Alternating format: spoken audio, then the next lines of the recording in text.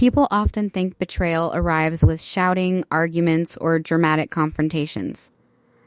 Sometimes it arrives with a warm smile, a hug, and the words, "You can trust me." My name is Captain Emma Lawson, and for 18 years I served in the United States Navy. During those 18 years, I learned how to navigate storms that swallowed entire coastlines. I participated in humanitarian missions after hurricanes destroyed communities. I spent holidays somewhere in the middle of the Atlantic, watching fireworks from the deck of a ship, instead of sitting around a family dinner table. I missed birthdays. I missed Christmas mornings. I missed my father's retirement party. I even missed my younger niece's first steps because my ship was halfway across the Pacific Ocean responding to an emergency deployment. People thanked me for my service. But service always comes with a price. Every sacrifice I made had one purpose. I wanted to build a peaceful life after the Navy. Not a luxurious one. Just a quiet place where I could finally hear something other than helicopters, engines, and emergency alarms. That dream became real when I bought a small white house overlooking the Atlantic Ocean. The sign at the entrance read, "Seabreeze Villa." The first time I unlocked the front door, I stood in the empty living room for almost 10 minutes. There was no furniture, no decorations, just sunlight pouring through the large windows and the distant sound of waves crashing against the shore. I smiled. This is home. It wasn't the biggest house in town. It had 3 bedrooms, a wraparound porch, a weathered wooden dock stretching into the water, an old oak tree that shaded nearly half the backyard. And every evening the sunset painted the ocean in shades of orange and gold. After years of living aboard ships and military bases, it felt like paradise. The neighbors welcomed me immediately. Mrs. Eleanor Peterson lived next door. She was 72 years old, baked the best blueberry pies in town, and somehow knew everything that happened on our street before anyone else. The first afternoon we met, she walked over carrying a homemade pie. "You must be Emma," I laughed. "And you must know everyone." She smiled proudly. "I've lived here 40 years. I know everyone's business." Then she leaned closer and whispered, "But don't worry. I only share the interesting parts." I couldn't help laughing. From that day forward, Mrs. Peterson became more like family than many of my own relatives.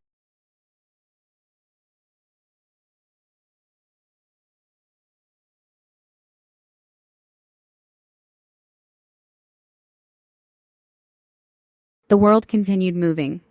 Mine stopped. Mrs. Peterson finally whispered, "I don't think they expect you to come back." I ended the call, sat down on the nearest bench, and stared out across the water. I kept replaying Claire's final promise. "We'll treat your home like it's our own." She had. That was the problem. I booked the very first flight home. No sightseeing, no vacation, no hesitation. As the plane lifted into the evening sky, I couldn't sleep. Every possibility ran through my mind. Maybe there had been a misunderstanding. Maybe Ryan changed the locks after losing a key. Maybe the security system broke. Maybe, deep inside, I already knew the truth.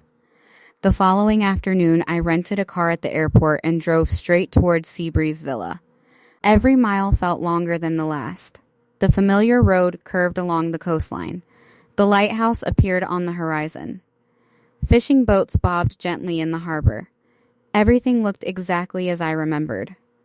Until I turned onto my street. Mrs. Peterson was standing outside her house. The moment she saw my car, her expression changed from relief to heartbreak. She slowly shook her head. I parked. Stepped out. She walked toward me. Without saying a word, she hugged me. "I'm so sorry." I looked past her toward my home. My suitcase slipped from my hand. Standing beside my front gate was a brand new white sign with elegant blue lettering. It read, "Henderson Family Estate, private property, no trespassing, my last name, was gone. And through the front windows, I could see Claire laughing with friends as though she had lived there her entire life. I took one slow step toward the gate, then another. My own key still rested in my hand. I slid it into the lock. It didn't fit. Someone had replaced everything. Just then, the front door opened. Claire walked onto the porch holding a glass of iced tea. She looked directly at me. She didn't look surprised. She looked prepared, then she smiled. Not the smile of a loving sister, the smile of someone who believed the game was already over. She folded her arms and calmly said the 7 words that changed everything. Emma, you don't live here anymore. For several seconds, I simply stared at my sister. The ocean breeze gently moved her hair as she stood on my front porch, holding a glass of iced tea like she hadn't just erased 18 years of my sacrifice. I looked at the sign hanging beside the gate, Henderson Family Estate. The words didn't seem real. I blinked once. Twice, surely this had to be some kind of misunderstanding. Claire, I finally managed to say, "What is this?" She sighed dramatically, as though I were the one making things difficult. "Emma, please don't make a scene." I looked around in disbelief. Several neighbors had stepped onto their porches after hearing our voices. Mrs. Peterson stood beside her mailbox, watching silently. "Make a scene?" I asked. "This is my home." Claire crossed her arms. "It was your home." My heart skipped a beat. What does that mean? Before she could answer, another familiar voice came from inside the house. "Who's outside?" "Ryan, my brother-in-law." He stepped onto the porch wearing shorts, sunglasses, and a smile that disappeared the moment he saw me. "Well," he said quietly, "I guess she came back. Not welcome home, not how was your trip, just, I guess she came back." I walked toward the front gate. My suitcase still sat beside the driveway where I had dropped it. "I'm coming inside." Ryan immediately stepped between me and the front door. "I wouldn't do that." I stared at him. "Move. This isn't your property anymore." I laughed, not because anything was funny, because my mind refused to accept what I was hearing. "Ryan, I bought this house. I paid every mortgage payment. My name is on every document." He shrugged. "Things change." Those 3 words echoed inside my head. Things change. No, people changed. Not deeds. Not ownership. People. Claire slowly walked down the porch steps until she stood only a few feet away. "Emma, we didn't want you finding out like this." "Finding out what?" She looked almost sympathetic. "Mom and Dad thought this was for the best." My stomach tightened. "What do Mom and Dad have to do with my house?" She exchanged a quick glance with Ryan. Then she answered. "They agreed you weren't coming back." I stared at her. "What?" "You've spent your whole adult life moving from one assignment to another. You never settled down. You don't have children. You travel constantly." She gestured toward the villa. "We're a family. The kids need stability." I couldn't believe what I was hearing. "So because I served my country, I don't deserve the home I earned?" Claire looked away. "It's not like that. It sounds exactly like that." Before anyone could speak again, another car pulled into the driveway. A silver SUV. I recognized it immediately. My parents. My father stepped out first. He smiled awkwardly. Emma, then he noticed my expression. His smile disappeared. My mother followed behind him. Instead of hugging me, she walked directly to Claire, placed an arm around her shoulders, and quietly asked, "Is everything okay?" Everything inside me broke. Not because my parents had arrived. Because they had already chosen a side. "Dad," I looked directly at him. "Tell me this isn't real." He avoided my eyes. "It's complicated." "No, it isn't. It's either my house or it isn't." He rubbed his forehead. "Emma, you've always been independent. You've always landed on your feet. Claire and Ryan have 2 children. They need a permanent home. I couldn't breathe. So you decided to give them mine? No one gave anyone anything." Ryan suddenly disappeared inside. A minute later, he returned carrying a thick folder. He held it toward me. We have paperwork. I frowned. What paperwork? The transfer documents. I opened the folder. Inside were copies of property records, county documents, transfer forms, a deed. Everything appeared official. At the bottom was my signature. My hands began shaking. No, I whispered. No. I looked again. It looked exactly like my handwriting. Every curve, every letter, every detail. But I had never signed those papers. Ever. This is fake. Ryan folded his arms. It was processed months ago. Claire nodded. The county approved everything. I looked at my father. Dad, you believe this? He hesitated. I thought you agreed. I never agreed. My voice cracked for the first time. I was traveling. I didn't even know these papers existed. Mrs. Peterson slowly walked toward us. I was here every week. She looked directly at my parents. Emma never sold this house. Ryan immediately interrupted. This is a private family matter. Mrs. Peterson didn't move. No, it's a neighborhood matter. I watched Captain Lawson build this place. I watched her repaint every room herself. I watched her plant every flower. She pointed toward the porch. That house exists because of her. Ryan's face hardened. You need to leave. Mrs. Peterson smiled.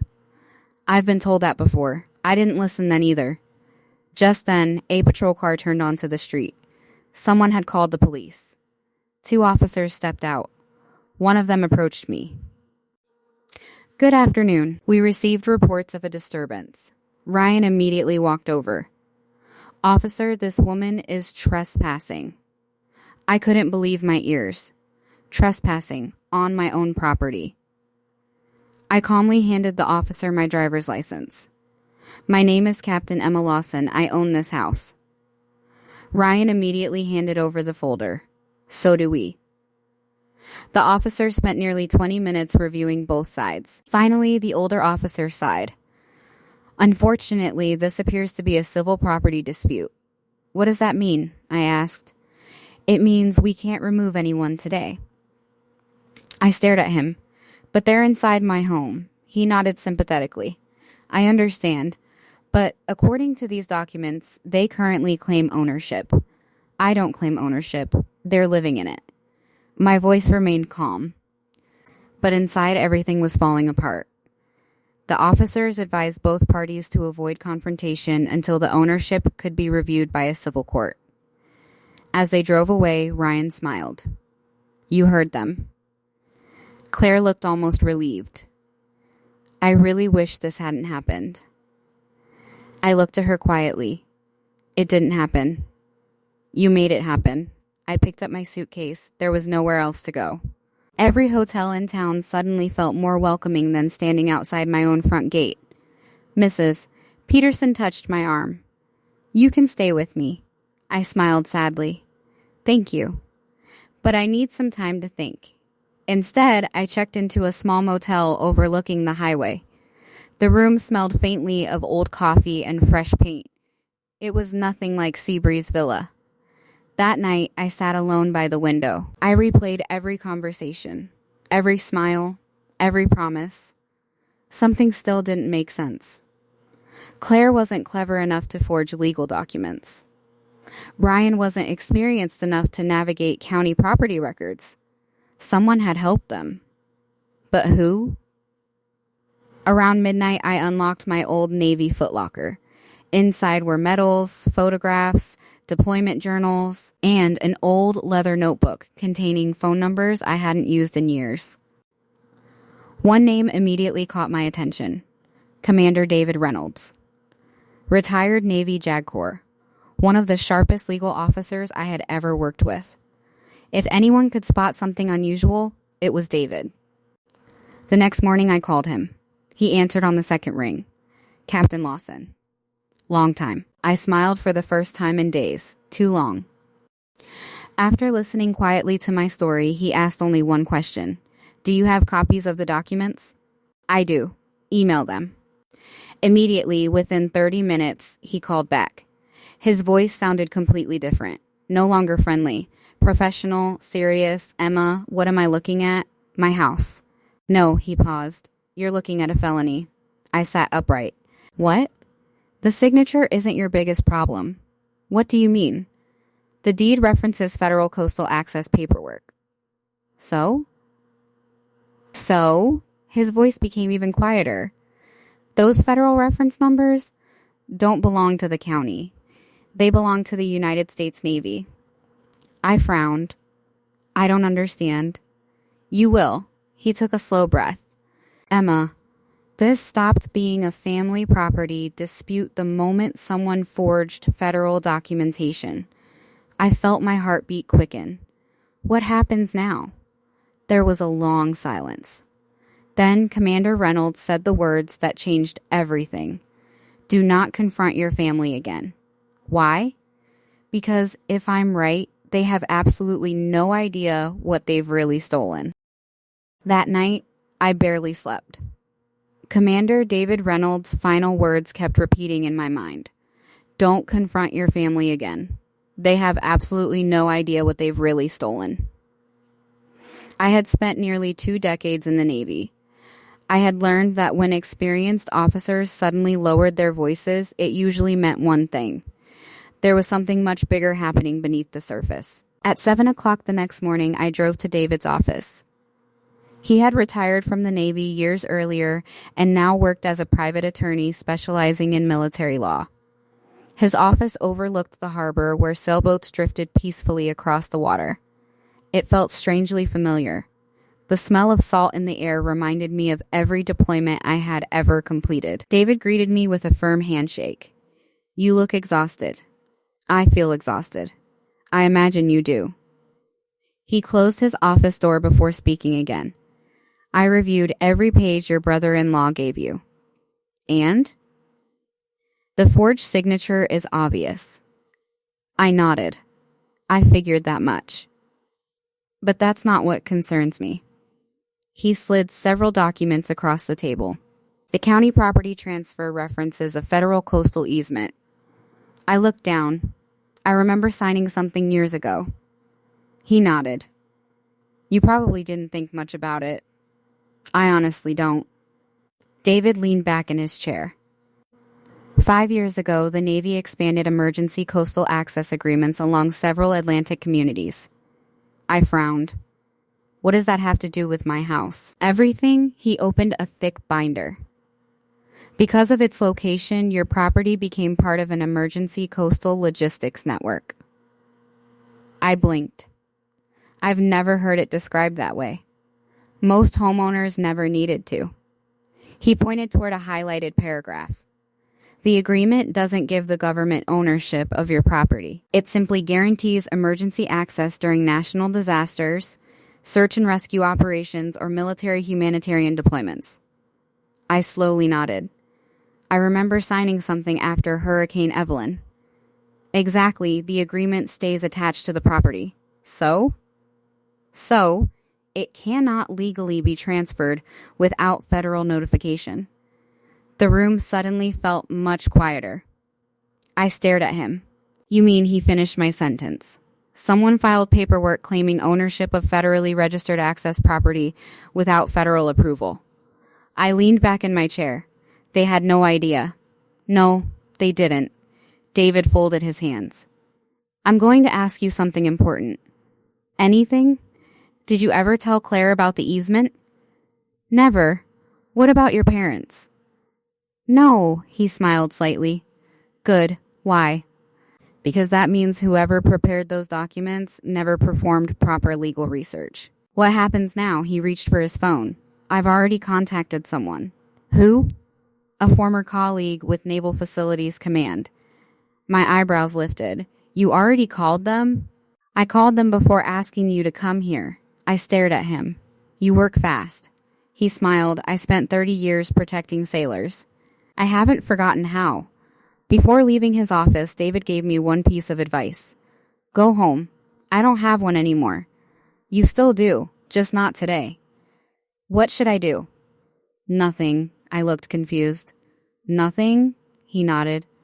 Let them believe they're winning. That sounded impossible. They're living in my house. I know. They stole everything. I know. My uniforms. My photographs, my grandfather's Navy compass. I know. His voice softened. But people who think they've already won become careless. They stop looking over their shoulder. They make mistakes, and mistakes leave evidence. I took a slow breath. I understand. No, he smiled. You understand discipline. Use it. Over the next several days, I followed his advice. I didn't call Claire. I didn't argue with Ryan. I didn't post anything online. I simply watched. Mrs. Peterson became my eyes across the street. Every evening, she called with another update. Emma? They're painting the porch. The next day, they hired landscapers. Another day, they're replacing your dock. Every call felt like another small heartbreak. Then something changed. One afternoon, Mrs. Peterson sounded almost angry. You need to hear this. What happened? They invited a real estate photographer. I froze. For what?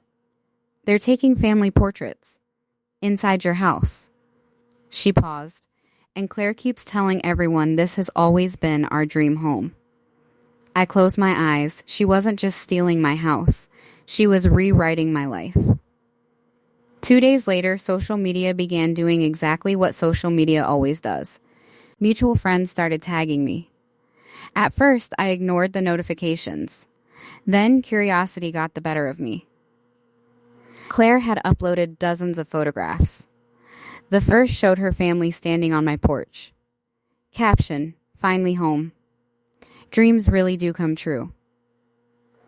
The next photo showed Ryan holding champagne. Caption, hard work pays off. Another showed my garden. Caption, built this little paradise for our kids. Built? I had planted every flower myself. I remembered digging those flower beds after working 12-hour shifts. I remembered my hands blistering from carrying heavy stones. Yet there it was, thousands of people congratulating them. Comments filled the page. Beautiful family. Congratulations. You deserve it. What a blessing. I quietly closed the app. I refused to respond. Not because I was weak. Because David was right. The truth didn't need an argument. It needed patience. A week later, I drove past the villa for the first time since returning. I stayed inside my car. The white fence had been repainted gray. The blue front door was now black. My American flag had disappeared. In its place, a decorative wooden sign read, "The Hendersons." For several minutes, I simply sat there. Every corner of that property carried a memory. The porch where my father once taught me how to sand old wood. The oak tree beneath which my grandfather told me stories about serving in the Navy. The dock where I celebrated my retirement by watching the sunrise. Now, it looked like someone else's life. As I prepared to leave, I noticed a moving truck parked beside the garage. 2 workers carried out several boxes. One of them accidentally dropped a cardboard container. Its contents spilled across the driveway. My Navy medals, family photographs, a folded American flag. I immediately stepped out of my car. What are you doing? One worker looked surprised. We were told to throw this stuff away. Throw it away. My entire military career reduced to unwanted boxes. Before I could say another word, Claire appeared. She walked toward me with obvious irritation. I thought we agreed you'd stop showing up. I looked down at my medals. You threw away my service. She folded her arms. We're redecorating. Those old things don't match the new style. I picked up the folded flag carefully. That flag had draped my grandfather's military coffin. It wasn't decoration. It was family history. I looked at Claire. For the first time, I didn't feel anger. I felt pity. Because she truly had no idea what honor meant. Without another word, I carried the box back to my car. She laughed softly. You can keep the junk. I didn't answer. Some things are too valuable to argue about. That evening, David called. How are you holding up? I've been better. I expected that. He paused. I have news. What kind of news? The federal review has started. I sat upright. Already? Yes, they confirmed the easement. And? They also confirmed the transfer documents were never submitted through the required federal channels. So the transfer isn't valid? It's more complicated than that. My heart started racing. What aren't you telling me? David took a slow breath. This morning, Naval Facilities Command requested satellite imagery of your property. I frowned. Why would they do that? They're verifying current access conditions. I still don't understand. You will. What happens next? There was another long silence. Then he quietly said, Emma, is there anyone currently living at the villa? Claire, Ryan, their children. He sighed. I was afraid you'd say that. Why? Because if the Navy decides to exercise its emergency access rights, they won't ask your family to move their patio furniture. My heart skipped a beat. What are you saying? Before he could answer, another call came through on my phone. The screen displayed an unfamiliar government number. David noticed. Answer it. I switched calls. Hello? A calm female voice spoke. Captain Emma Lawson? Yes, this is Lieutenant Rebecca Collins with Naval Facilities Command. We need to meet with you tomorrow morning. What is this regarding? I'm sorry, Captain. I can't discuss details over the phone. Will this take long? It depends. On what? She paused for just a moment before answering. On whether your family cooperates. The line went silent. I slowly lowered the phone. For the first time since this nightmare began, I realized this was no longer just my fight. Something much larger was about to arrive. I arrived at Naval Facilities Command at exactly 8 o'clock the next morning. 18 years in the Navy had taught me one lesson above all others. If the military tells you to be somewhere at 8, you arrive at 7:45. The building overlooked the harbor, its flag moving gently in the morning breeze. As I walked inside, memories flooded back. The polished floors, the crisp uniforms, the quiet professionalism. For the first time since retiring, I felt strangely at home. A young petty officer greeted me. Captain Lawson? Yes, Lieutenant Collins is waiting. He led me through a secure hallway before opening a conference room door. Inside sat 3 people. Lieutenant Rebecca Collins, Commander David Reynolds, and a man wearing civilian clothes with the Department of Defense identification badge clipped to his jacket. Lieutenant Collins stood and shook my hand. Captain, thank you for coming. I nodded. I've been trying to understand what's happening. She motioned for me to sit. Today we'll explain everything. The civilian introduced himself. My name is Michael Harris. I work with the Department of Defense Coastal Infrastructure Division. He opened a large folder. Captain Lawson, do you remember Hurricane Evelyn 6 years ago? I do. I helped coordinate emergency evacuations. He smiled. Exactly, he spread several aerial photographs across the table. After that hurricane, the Department of Defense expanded its emergency coastal response network. One photograph showed the entire coastline surrounding Seabreeze Villa. Red lines connected roads, beaches, and nearby harbors. My property sat directly in the center. Michael pointed to it. Your villa occupies one of the highest and most accessible coastal elevations in this region. So during national emergencies, your property serves as a temporary logistics access point. I looked closer. There are other homes nearby. There are. But yours has unrestricted road access, a reinforced dock, and enough open land to support emergency vehicles. I blinked. I never knew that. You weren't required to. The agreement only becomes active during emergencies or federal operations. Lieutenant Collins folded her hands. The problem isn't the agreement. It's what your family unknowingly did. Commander Reynolds slid another document toward me. The forged deed was submitted without mandatory federal notification. Michael continued. Whoever prepared those papers falsely certified that no federal easement existed. I slowly nodded. So they lied. Yes, and because the certification involved federal records, he paused. It triggered an automatic review, which means Lieutenant Collins answered quietly. Several federal agencies are now involved. The room became silent. I never wanted this. I wanted my house back, not an investigation involving multiple government departments. Lieutenant Collins looked directly at me. We need to ask you something. Of course. Have you contacted your sister since filing your complaint? No good. We'd like you to continue avoiding direct contact. Why? Michael answered. Because the review is almost complete. And once it's complete, they'll receive formal notice. When? He checked his watch. Soon. How soon? He smiled politely. Today, at that exact moment, Claire had no idea what was happening. Mrs. Peterson called while I was still inside the meeting. Emma? Yes? You'll never believe what's going on. What happened? They're throwing another party. I closed my eyes. Another one? This one's even bigger. She sounded almost embarrassed. They've rented white tents. A catering company just arrived. There are musicians setting up. I looked toward Lieutenant Collins. She quietly listened.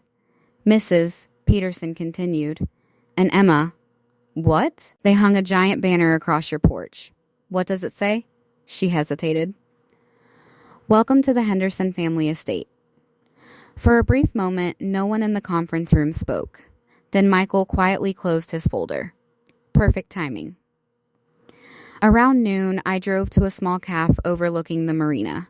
Lieutenant Collins had one final instruction. Stay away from the property. Someone will call you. So I waited. Every minute felt longer than the last. I watched fishing boats enter the harbor. Families enjoyed lunch. Children laughed while feeding seagulls. Meanwhile, my own home stood only a few miles away, occupied by people who believed they had won. Across town, Claire's party was already in full swing. Mrs. Peterson later told me everything. Nearly 80 guests filled the backyard. Children played on the lawn. A live jazz band performed beneath the oak tree my grandfather had planted decades earlier. Ryan walked proudly through the crowd holding a glass of champagne. He raised it into the air. I'd like to thank everyone for celebrating this exciting new chapter for our family. Cheers erupted. Claire smiled proudly. Our forever home. The guests applauded. Some even asked for tours. Claire happily showed them every room. My office. Our master bedroom. Our dock.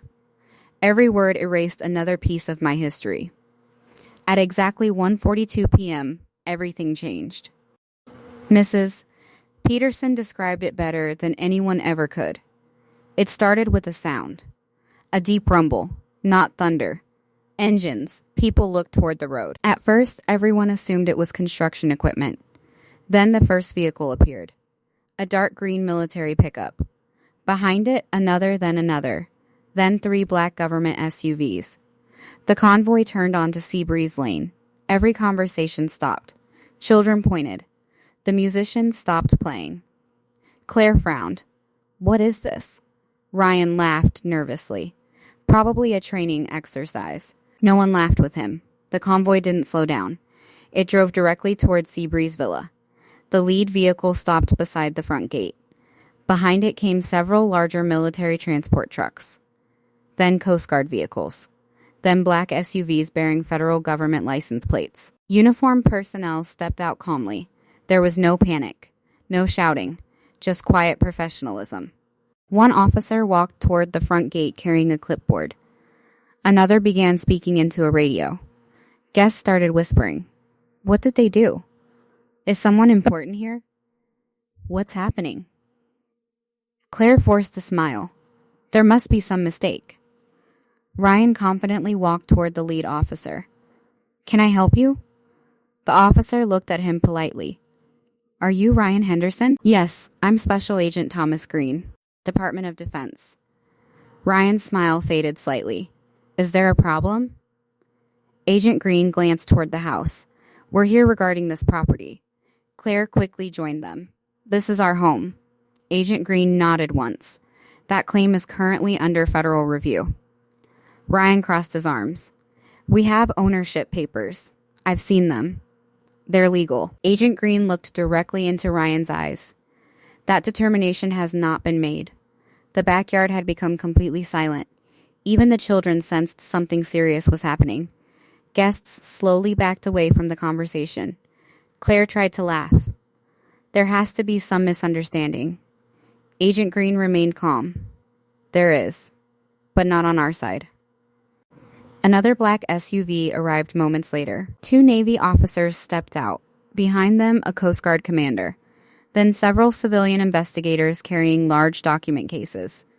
One investigator quietly photographed the property. Another examined the dock. Someone else measured the distance between the driveway and the shoreline. Ryan looked increasingly nervous. What exactly are you people doing? No one answered immediately. Instead, Agent Green asked a single question. Who authorized structural modifications to this property? Claire blinked. What? The dock, the fencing, the security system, the landscaping. Ryan swallowed. We own the house. Agent Green wrote something on his clipboard. So that's your official statement? Ryan hesitated. Yes. At that exact moment, my phone rang. Lieutenant Collins. Captain Lawson. Yes? We're ready. What do you need me to do? Please come home. Home. It was the first time anyone had called Seabreeze Villa my home since this nightmare began. As I drove toward the coast, my heart pounded harder with every mile. When I turned onto Seabreeze Lane, I saw them. Military vehicles lined both sides of the street. Neighbors stood quietly on their front lawns. News helicopters circled overhead. Federal investigators walked calmly across my front yard. And standing in the middle of all the chaos was Claire.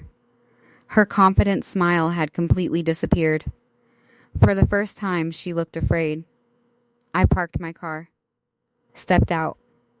Immediately, every uniformed officer turned toward me. Lieutenant Collins walked forward, came to attention, raised her hand in a perfect military salute. Welcome home, she paused before finishing the sentence. Captain Lawson. Every guest stared at me in stunned silence. Then Agent Green opened a thick leather folder, looked directly at Claire and Ryan, and spoke words that made the entire crowd gasp. As of this moment, this property is under temporary federal protection pending investigation into suspected document fraud and unlawful interference with a federally registered emergency access site. Ryan's face turned completely white. Claire whispered only one word. What? But Agent Green wasn't finished. He reached into the folder again, pulled out another document, looked toward me, and quietly said, Captain Lawson, we have one more surprise. For a moment, no one moved. The laughter that had filled my backyard only minutes earlier had completely disappeared. The music had stopped. The catering staff stood frozen beside untouched tables. Even the ocean seemed quieter. Everyone was waiting for the same thing. What was the surprise Agent Green had mentioned? He opened another sealed envelope. Captain Lawson, he said, before we proceed, I need to verify your identity. I handed him my retired military identification. He examined it carefully before nodding. Thank you, Captain. He turned toward the crowd. I'd like everyone to understand that today's operation is not about removing a family from a home. It's about protecting federal records and investigating fraudulent legal filings. The guests exchanged nervous glances. Many quietly stepped farther away from Claire and Ryan. No one wanted to be associated with whatever was happening. Agent Green continued. Captain Lawson, 6 years ago you signed a coastal emergency access agreement with the Department of Defense. Yes, that agreement remains active today. He held up another document. When someone attempted to transfer ownership of this property, they certified that no federal easement existed. He paused. That certification was false. Ryan finally spoke. We didn't know anything about a federal agreement. I believe you," Agent Green answered calmly. "But ignorance does not erase fraudulent paperwork." Claire's voice trembled. "We hired someone to handle the paperwork." The investigator looked directly at her. "Who?" Ryan hesitated. "A local property consultant. What is his name?" "Greg Sullivan." One of the investigators immediately wrote the name down. Another quietly stepped away and made a phone call. I watched my sister carefully. For the first time since I returned home, she looked completely lost. Not angry, not confident. Lost, she looked at me. "Emma, I swear, I didn't know." I held her gaze. "You knew the house wasn't yours." Tears began forming in her eyes. "We thought," "What?" "That eventually you'd never come back." Those words hurt more than I expected. Not because they were cruel, because they were honest. She truly believed I had sacrificed so much for my career that I no longer needed a family or a home. While investigators documented every room inside the villa, I remained outside. I couldn't bring myself to walk through the front door yet. The memories were still too fresh. Lieutenant Collins joined me on the porch. "You doing okay?" I smiled faintly. "I've handled rougher deployments." She looked toward the ocean. "Sometimes family leaves deeper wounds." I didn't answer.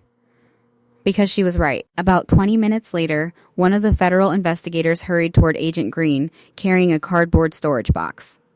"Sir, I think you should see this." The box had been found in the garage. Inside were dozens of folders, bank statements, property records, loan applications, insurance forms. Some belonged to me. Others belonged to Claire and Ryan. One folder immediately caught my attention. Across the front was written in black marker, "Property transfer plan." My heart sank. Agent Green carefully opened it. The first page contained handwritten notes. Step 1, get Emma out of town. Step 2, move in permanently. Step 3, change locks. Step 4, file ownership transfer before she returns. Step 5, renovate quickly so neighbors accept us. The crowd gasped. I couldn't believe what I was reading. This wasn't a desperate decision. It was planned. Every single step. Months in advance. Claire stared at the folder. I've never seen that before. Ryan looked equally shocked. Agent Green narrowed his eyes. "Are you saying someone else prepared this?" Ryan nodded slowly. "Greg, the consultant. He said this was the easiest way." "What exactly did he tell you?" Ryan swallowed hard. "He said Emma abandoned the property. He claimed military retirees often signed ownership waivers without realizing it." I looked at him in disbelief. "And you believed him?" He lowered his head. "We wanted the house." His honesty came far too late. Just then, another investigator approached. "Sir, we located surveillance footage." "From where?" "The original security system." Ryan's face drained of color. "You removed those cameras." The investigator smiled slightly. "Yes, but the recordings were backed up automatically to cloud storage." I almost laughed. The system I had installed before leaving automatically uploaded every recording to an encrypted online server. Ryan had removed the cameras. He had never removed the evidence. Within minutes, investigators began reviewing the footage on a laptop. The first recording showed moving trucks arriving. Then contractors changing the locks. Then workers removing my belongings. Finally, one video made everyone silent. It showed Ryan standing in the garage with Greg Sullivan. Greg handed him a folder. Ryan asked, "Are you sure this works?" Greg smiled. "Once it's recorded, she'll spend years fighting it." Ryan laughed. "By then, the house will already be ours." The recording ended. No one spoke. The truth had finally spoken for itself. Claire burst into tears. She looked at Ryan with complete disbelief. "You told me everything was legal." Ryan couldn't meet her eyes. "I thought it would be." "You lied to me." You lied." She stepped backward as though she no longer recognized her own husband. In that moment, I realized something. Ryan hadn't just betrayed me. He had betrayed Claire too. She had allowed herself to believe what she wanted. but he had quietly built the entire plan behind her back. As investigators continued working, another black SUV pulled into the driveway. An older man stepped out wearing a tailored gray suit. Agent Green greeted him immediately. "Good afternoon, Mr. Lawson," I frowned. "Lawson?" The man smiled warmly. "Captain Emma Lawson?" "Yes, my name is Richard Lawson." My eyebrows lifted. "We're related?" He nodded. "I was your grandfather's younger brother." I stood speechless. "I thought my family told me you passed away years ago." He smiled sadly. "So did mine." The world suddenly felt even stranger. Richard reached into his briefcase. "I've spent 20 years trying to locate your branch of the family." He handed me a sealed envelope. "Your grandfather left this for you." My hands trembled. "How?"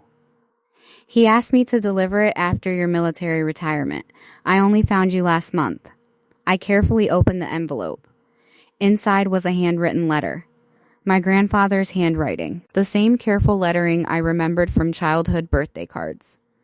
I began reading silently.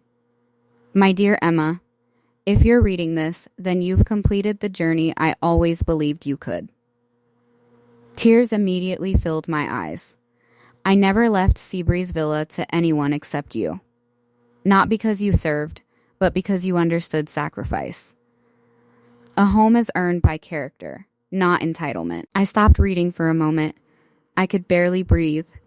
Richard quietly continued. "There's something else." "What?" "Your grandfather also established a trust." I looked up. "A trust?"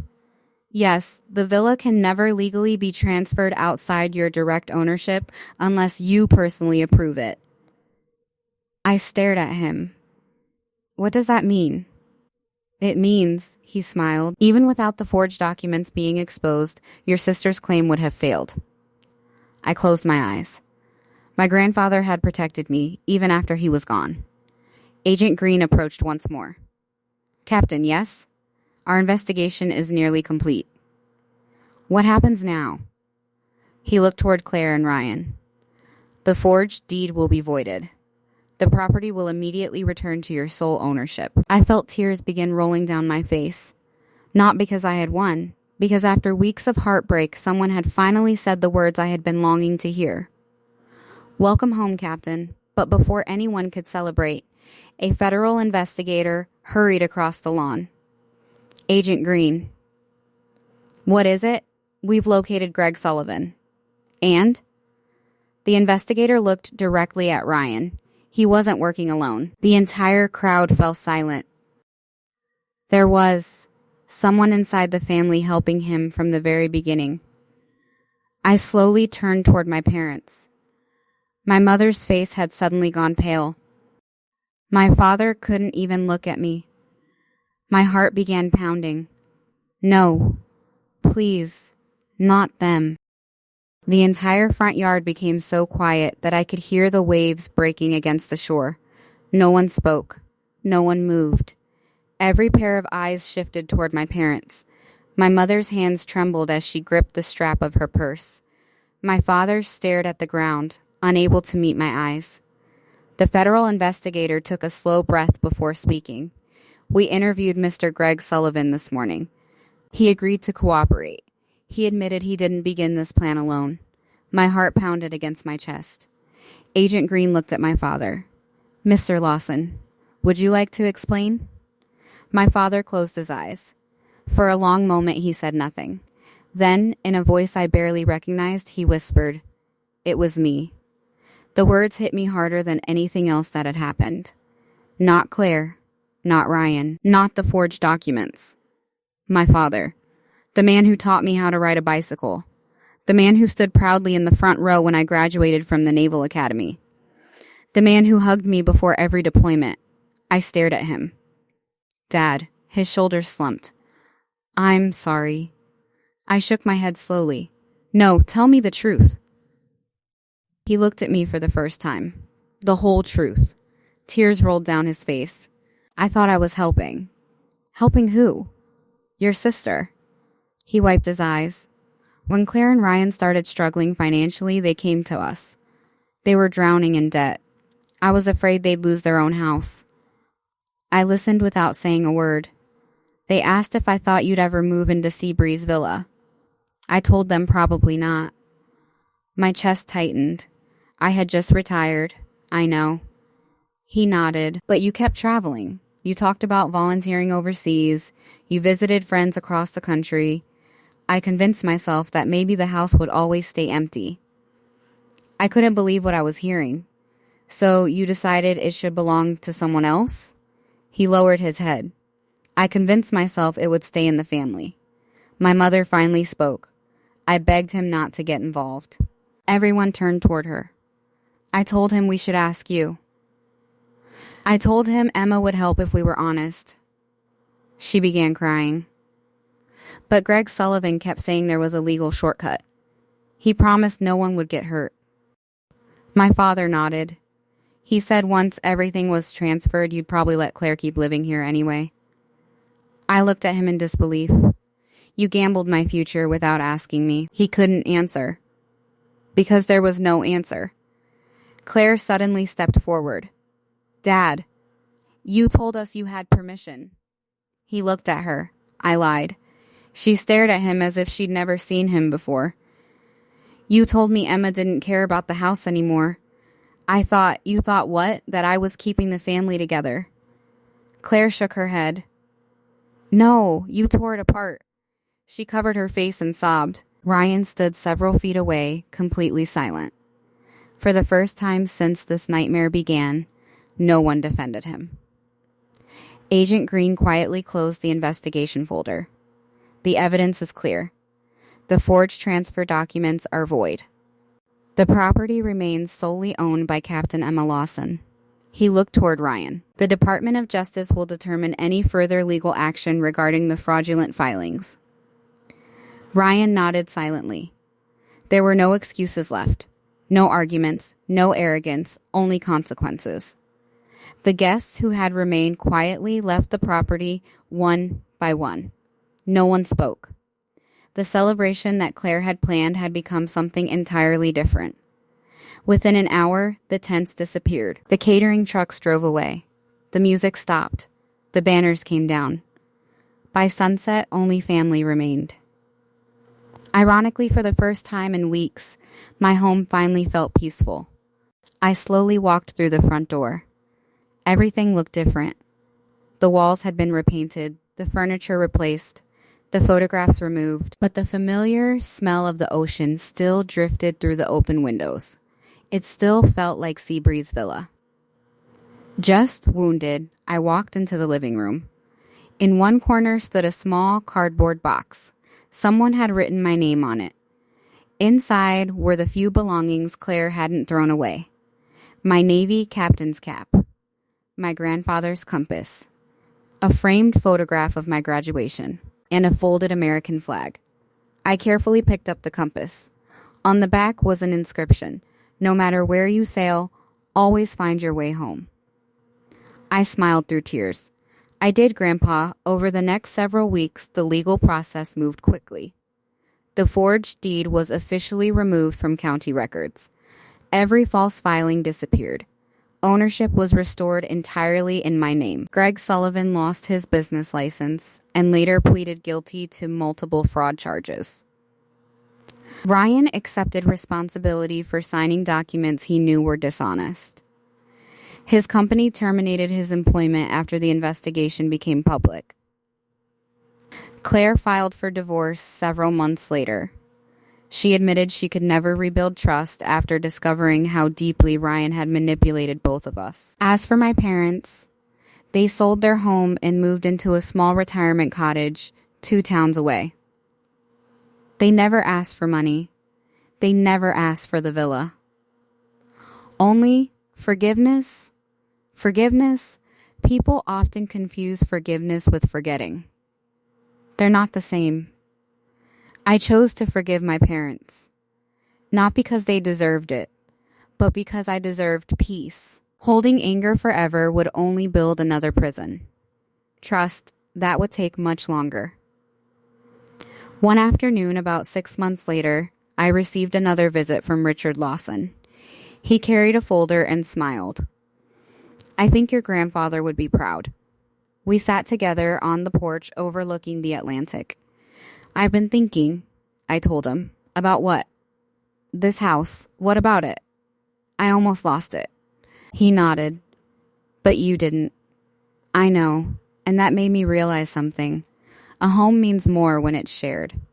He smiled. What are you planning? I looked toward the guest rooms. I'm turning part of Seabreeze Villa into a retreat. For who? Veterans, military spouses, and Gold Star families. People who needed a quiet place to breathe, a place where the sound of the ocean could help heal wounds no one else could see. Richard smiled. Your grandfather would have loved that. Nearly a year later, the first guests arrived. A young Marine recovering from injuries, a Navy widow and her 2 daughters, an Army medic struggling after deployment. No one paid to stay.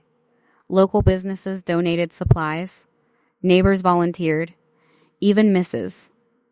Peterson baked enough blueberry pies for everyone. She insisted that healing always started with good dessert. Maybe she was right. Late one afternoon, while watering flowers near the front gate, I noticed a familiar car parked across the street. Claire stepped out. She looked different. Older, quieter. She walked slowly toward me. I won't stay long. I nodded. Okay. She looked around the property. It looks beautiful. Thank you. She swallowed hard. I heard what you've done with the house. I wanted it to mean something. She smiled sadly. It always did. We stood in silence. Finally, she reached into her purse and handed me an old house key. I kept this. The original key. I should have returned it a long time ago. I accepted it. Thank you. She looked toward the ocean. I don't expect us to be sisters the way we once were. I answered honestly. I don't know if we can. She nodded. I understand. Then she hugged me. It wasn't the hug of someone asking for another chance. It was the hug of someone saying goodbye to the people we used to be. She walked back to her car without looking back. I watched until she disappeared around the bend. That evening, I sat alone on the porch. The Atlantic stretched endlessly before me. The sun slowly dipped below the horizon, painting the water in brilliant shades of orange and gold, exactly the way it had the first day I bought this house. I thought about everything that had happened. The betrayal, the lies, the investigation, the convoy, the tears, the forgiveness. Then I realized something. My family thought they were stealing a house, but Seabreeze Villa was never just a house. It was every deployment I survived, every lonely holiday, every promise I kept, every sunrise I watched from the deck of a ship. It was 18 years of sacrifice built into wood, stone, and memories. No forged document could ever erase that. No selfish decision could ever take it away. As the final rays of sunlight disappeared across the ocean, I quietly whispered the words my grandfather had always believed. A home isn't claimed by entitlement. It is earned by sacrifice, protected by integrity, and filled with the people who choose love over greed. I smiled as the waves rolled gently onto the shore. For the first time in a very long time, I wasn't thinking about what I had almost lost. I was thinking about everything I had finally found.